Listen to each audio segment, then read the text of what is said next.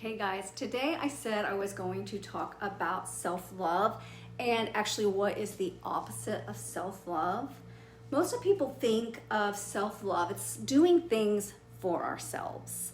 Most people's idea is maybe a hot, relaxing bath or a hot tub soak sounds good.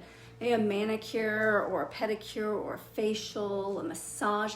Those kinds of things can really relax you and de-stress you.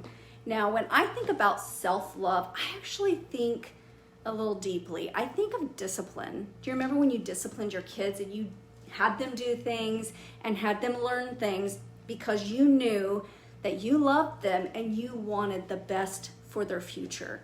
That is really love. So when I think of self-love, I do think of discipline. To me, self-love is taking time for myself, showing up at the gym and giving 100% in my efforts.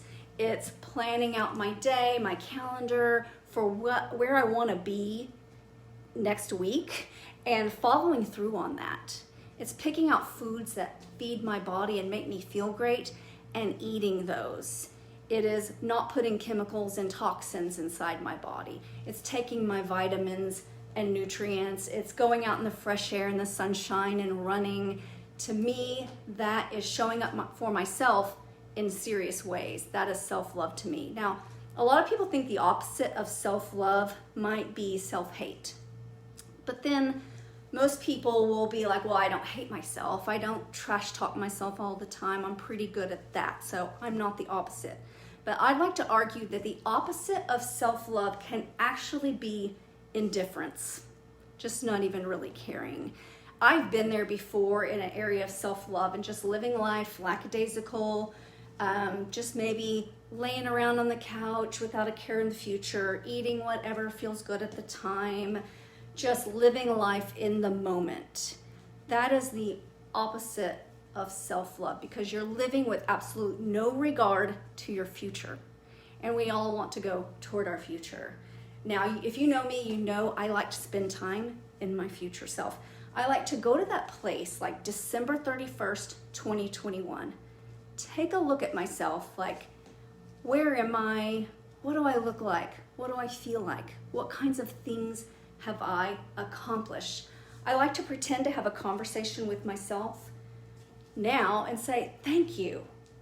Thank you for showing up at the gym when you didn't feel like it.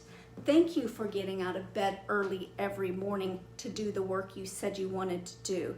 Thank you for doing all of the hard things. Thank you for doing things that you thought you could never do and just going for it and getting outside of your comfort zone.